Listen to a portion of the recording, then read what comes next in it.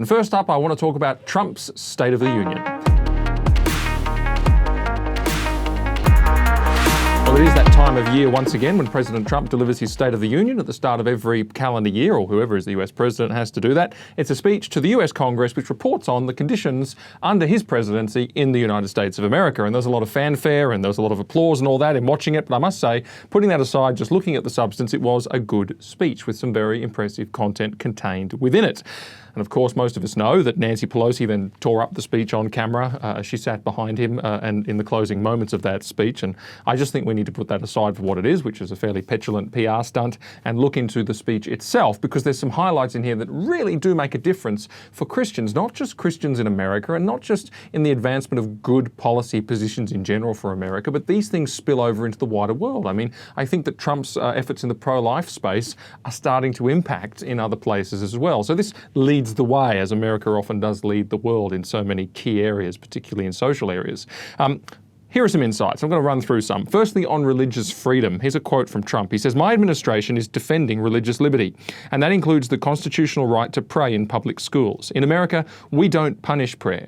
We don't tear down crosses. We don't ban symbols of faith. We don't muzzle preachers and pastors. In America, we celebrate faith, we cherish religion, we lift our voices in prayer, and we raise our sights to the glory of God." Pretty amazing. Imagine if we had a leader that would just come out and say those sorts of things. And importantly here, he is committing to freedom of speech in the pulpit for preachers and pastors, and to celebrate faith, which is something that, you know, is increasingly under pressure here in Australia. I recently did an interview on the issue of LGBT conversion therapy, which at the end of the day is a policy area that simply seeks to muzzle Christians in what they believe in key respects of the gospel, despite what that phrase may evoke within us, the things we may think, but that's not really what it means. There's an agenda going on. Also, he said something pretty great about abortion, and Trump is, I think he's been called the most pro-life president in the US's history, and that's really starting to look very true. He says this, and this is off the back of speaking at the March for Life in Washington, D.C. He said, "As we pray for all who are sick, we know that America is constantly achieving new medical breakthroughs. In 2017, doctors at St. Luke's Hospital in Kansas City delivered one of the earliest premature babies ever to survive. Born at just 21 weeks and 6 days and weighing less than a pound, Ellie Schneider was a born fighter. Through the skill of her doctors and the prayers of her parents, little Ellie kept on winning the battle of life. Today, Ellie is a strong, healthy 2-year-old girl sitting with her amazing mother, Robin, in the gallery. Ellie and Robin, we're glad to have you with us tonight." And this was part of Trump going around the room as he went through his speech. It was punctuated by moments where he had examples of what he was talking about in the room. And he had, you know, a serviceman returning home to his family, which happened in the room. And there was a lot of, obviously, drama and emotion around that in a good way.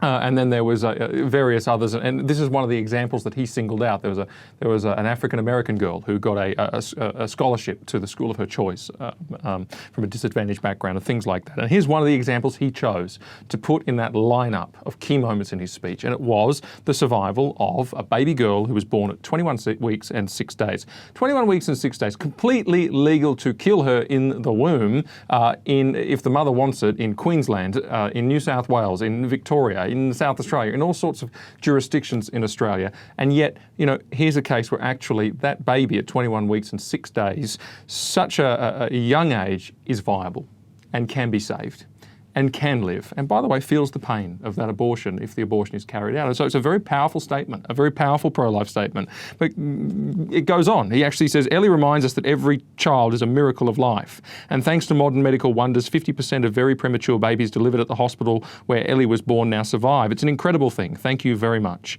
Our goal should be to ensure that every baby has the best chance to thrive and grow, just like Ellie. That's why I'm asking Congress to provide an additional $50 million to fund neonatal research for America's youngest patients.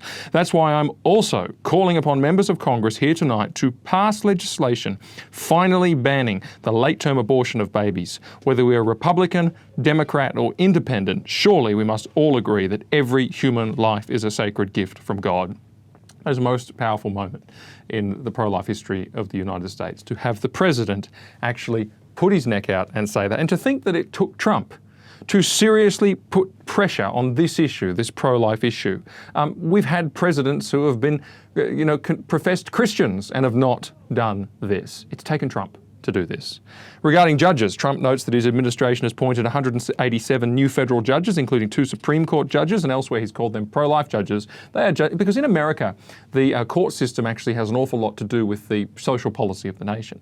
And those judges make an awful lot of decisions. For example, there was a recent story I saw coming out of New York where they actually have LGBT conversion therapy laws there, but they're looking at repealing them because they are afraid that they're going to be challenged in the Supreme Court and overturned. And so you see then what a difference it makes to have judges who are constitutional conservatives in the federal courts, and they really do set the social policy agenda for the nation. I'm also going to mention some stats on employment and jobs because he's had a lot of impressive things to say around that. And I mention this because the dignity of work is a very important thing. Work is actually a creation ordinance in Christian thinking, and the Apostle Paul condemns those who do not work to supply those who depend upon them.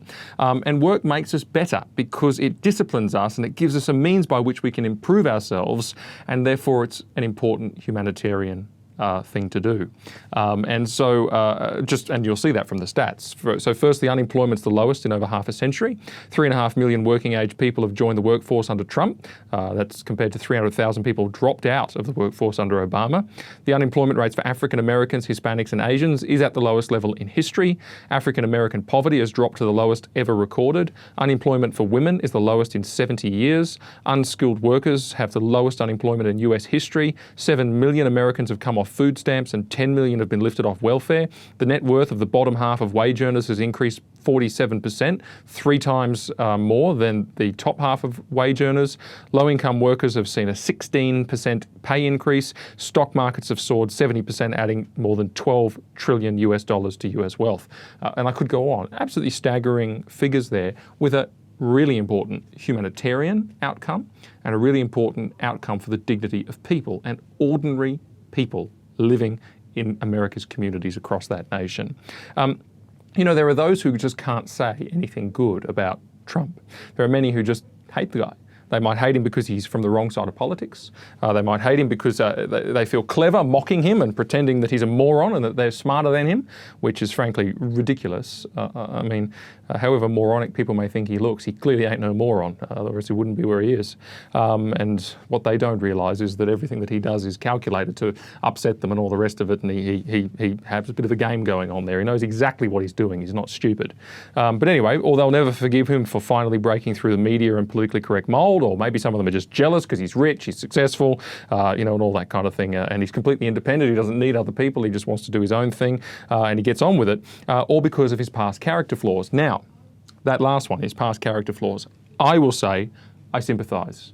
I do. And this is where I think we need to be circumspect and just clear about President Donald Trump. I don't think we can ignore his past character problems, his trail of marriages, his unfaithfulness admitted by himself, his sexual innuendos, the lack of humility that he's shown at key points in his life. We can judge him on those things. We can actually look at those things and say, hey, we need to be cautious with this guy as to how far in we go in terms of endorsement, because they are the fruits of his character.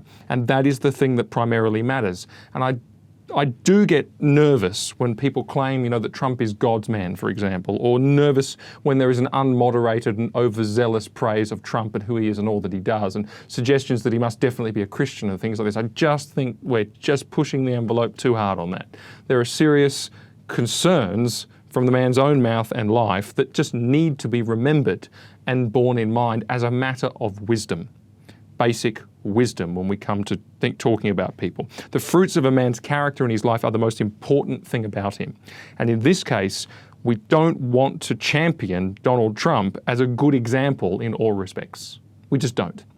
But that said, and I've done that as a big sort of qualification on what I'm about to say, which is that whilst I may have reservations about who Donald Trump might be, or perhaps who he has been in the past, and look, hey, people improve, and we've got to be aware of that.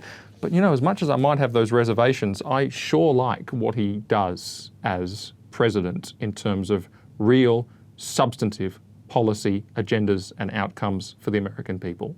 I like it. it's good. And I'm very, very grateful for it. Here is a man who has broken through the politically correct mould. He has charged through the wall of fear that others were controlled by and thought that they couldn't stand up on life issues and thought that they couldn't speak boldly enough about religious freedom issues and thought that they had to fold into the little box that the media built for them. No, he cracked through all of that. And I'm so glad he did, because it's changed geopolitics more broadly. And he's done much for the lives of ordinary Americans, you know, the little people, or the quiet Americans, we might say, being Australian.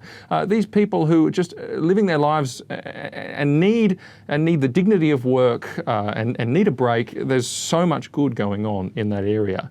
He's achieving lasting change. He's achieving good change. Look at the judicial appointments that he's making. Now, I may be sceptical about his character, but that's pretty normal for politicians and leaders. There ain't many that you don't have some skepticism over, and particularly because they're in the public eye and you can see all the warts because they're held up in the public eye. And so it becomes clear and easy for us to judge from the sideline.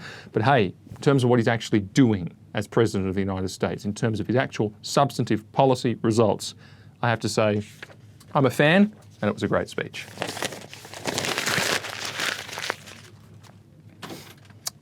Missed. Again.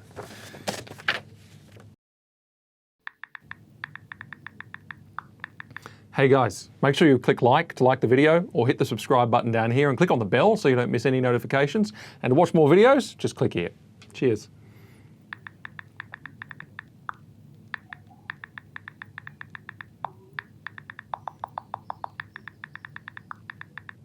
Go on, click one. You know you want to.